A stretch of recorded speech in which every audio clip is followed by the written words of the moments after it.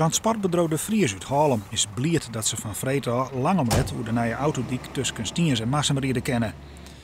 De chauffeurs moeten nou nog met haar een grote vrachtwagen hoe Ljouwert naar Biegelikshaas of de Aarsludiek. Over een paar dagen kennen ze bij Stiens binnen terug naar Marsum.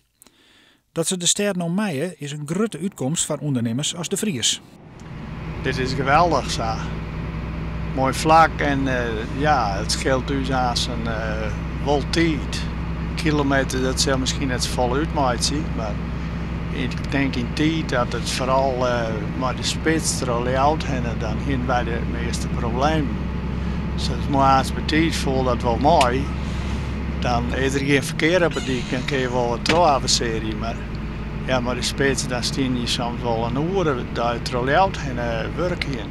De dik is mooi voor verenigingen en ondernemers, maar is ook een oplossing in het sloepverkeer dat terug de dwarpen tussen Stiens en Marsum riet om Safielus van Ljouwert te ontwijken.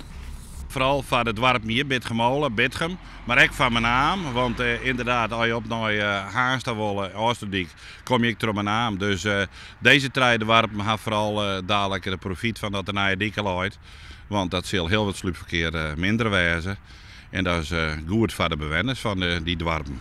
Doch moest er ook een stuk natuur inleveren worden voor de onlis van de nieuwe dik.